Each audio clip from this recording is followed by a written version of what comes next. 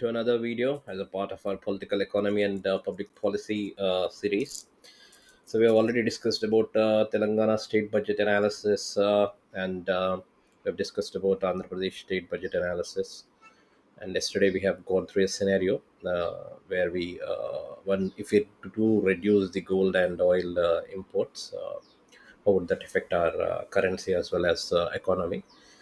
So this is a today's video is about understanding in depth about our currency compared to the US currency and the historical timeline of Indian currency. Okay, so the today's topic is about Indian currency and its comparison with the USD and whether it can be accepted as a global currency in the world by all countries for international trading, and what is the history of our Indian currency. That's what is the topic. So why our currency, the question is, that's posed to ChatGPT, which is an AI tool, is and the beauty I see with these AI tools is they're able to analyze, if you give questions to them which are complicated questions from an economics or financial standpoint, it's able to analyze and provide an insightful answer. So that is and it is still in a budding stage. At that stage it's doing such wonders. So I don't know, once it grows into a fully mature technology, what else it can do. Okay, but the question we pose to it is why Indian INR currency has less value compared to USD. Okay, and what are the major currencies compared to USD as well as major currencies of the world. Okay, why the INR has less value. Okay, and why it's not used and accepted for international trading by all countries, and why other currencies are not using INR instead of the USD. And we want to also understand the historical examples of how the Indian currency changed over the historical timeline. So that's a question that's posed to ChatGPT, and it says it's a very insightful question, and which touches upon monetary economics, international trade, and India's own currency history. And this is the answer it has given. Okay, so why does Indian INR has less value compared to USD and major currencies? Is the value of a currency depends on exchange rate, which is shaped by supply and demand dynamics, trade flows, investment flows, inflation, and trust in that currency. So these are the main factors. Okay, supply, demand, trade flow, investment flow, inflation, and trust. So these things determine the exchange rate, which in turn determines the value of the currency. Okay, so key reasons why INR is weaker against USD is inflation differential is the first point. So India has higher inflation compared to US historically, and example is if India has 6% inflation, US only has 2% over time. So that makes INR lose purchasing power compared to relative to USD. This means rupee depreciates structurally due to that inflation differential. Okay, so the second thing is trade deficit. Again, we discussed yesterday this one. So trade deficit. So India imports more oil, electronics, gold than it exports. Okay, and to pay for these imports, India needs more USD, and higher demand for USD weakens the INR. Okay. The third thing is capital flows. So foreign investors, this also we discussed yesterday. So foreign investors bring in USD to invest in India, but when they withdraw, demand for USD spikes, and this volatility increases. So capital outflows by foreign investors also weakens the INR. Okay, that's also one thing. Reserve currency status. So all these currencies, USD, Euro, Great British Pound, Japanese Yen, or reserve currencies which are trusted globally. INR is still not in such a state. It's not widely held by the central banks as of now, and countries don't stock INR to settle the trade. So global demand is limited. So India is not a reserve currency yet because central banks don't hold it compared to USD, Euro, GBP, and JPY. Okay, convertibility restrictions are also there. So INR is not fully convertible, especially on the capital account. India controls the inflows and outflows of INR to protect against currency shocks. So non-convertibility makes its use limited in global trade. Okay, so the convertibility restrictions also weaken the INR. Okay, and economic trust and size. So U.S. economy is 28 trillion in okay, but India is only 4 trillion as of 2025. So global investors trust the U.S. system, the rule of the law, the stable institutions more than India. This confidence gap impacts the rupee's international acceptance. So these are the main reasons.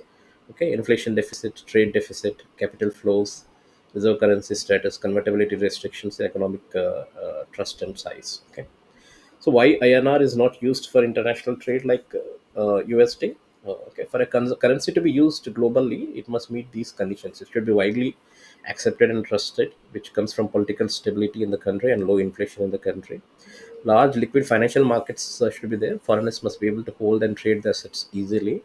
Full convertibility should be there. No restrictions on buying and selling of the currency should be there. And network effects should be there. The more people use it, the more others will use it too. Currently, India fails on three accounts. So the first, second, third point, Indian currency is not widely accepted and trusted yet, and it doesn't have large liquid financial markets yet, and it doesn't have full convertibility. Okay, if it has these three, network effects will automatically step in. So this limited convertibility is small bond market and not a reserve asset. These are actually hindering INR to be used in international trade like USD. Okay. Most global contracts like oil, commodities, airplanes, shipping are still priced in USD. If India wants INR to be used globally, it must allow free convertibility, deepen the debt markets, and reduce inflation volatility. Okay. Some progress it has done on this front. India has done. India has begun settling trade in INR with Russia, UAE, Mauritius, Sri Lanka, etc. And RBI has allowed Vostro accounts, foreign banks holding INR. Okay, and but this still is only a tiny fraction of the global trade. Okay. Why other countries don't prefer INR instead of USD? Lack of liquidity. So it's not easy to buy sell INR globally in large quantities. Volatility. INR tends to depreciate over time, so it's not stable. No global trust is there yet. USD has a century of dominance. INR is still building credibility. Small share of world trade. India has only 3% of global exports versus US or China, which has 10 to 15% of global exports. Yeah, so that explains us, why INR is weak and why INR is not yet a currency which is used globally by all the countries. Okay, now we'll come to the historical timeline of Indian currency. So in ancient and medieval India, first, cowries, grains, and precious metals were used in a barter system was there initially. Okay, and then in the Mauryan period, 3rd century BC, punch marked silver coins came into picture. Then Gupta period, 4th century to 6th century, gold coins came into picture, which are called dinars. In the Mughal era, 16th to 18th century, silver rupee or Sanskrit rupia, meaning shaped silver, has come into picture. And during the colonial period, so this is how the currency has transformed itself, okay, or evolved. Okay, the 1540s, when Sher Shah Suri came, he standardized the silver rupiah and introduced it. British Raj, 1835, uniform rupee across India was put, and it was linked to silver standard. Okay, 1873 to 93, rupee suffered depreciation. When world moved to gold standard, silver lost value. Okay. In 1898, Indian rupee was pegged to the British pound. The post independence, 1947 onwards, 1947 at that time, one INR was 1 USD. Okay, roughly parity at independence. Okay, and 1950 to 60s, the pegged system was there, gradual devaluation was there. 1966, a major devaluation happened, 4.76 to 7.50 per USD. Under IMF pressure, this has happened in 1966. 1971 to 1991, I think the government has managed the exchange rate here.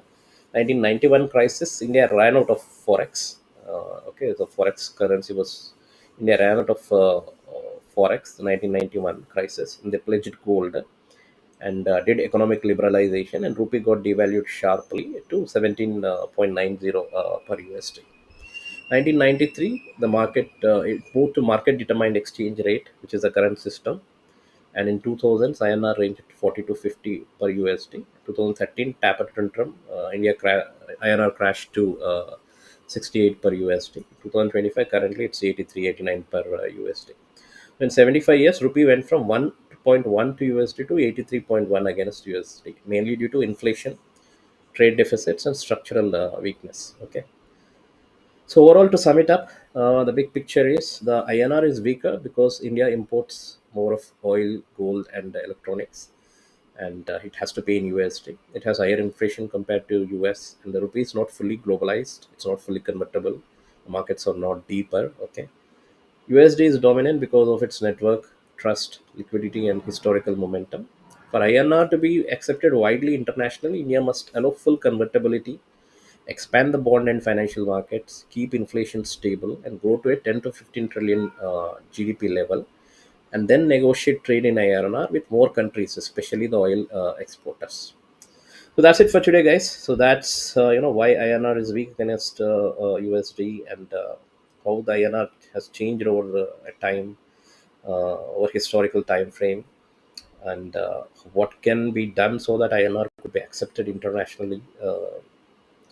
Okay, so that's the topic for today. Thanks, everyone. Have a nice day. Bye.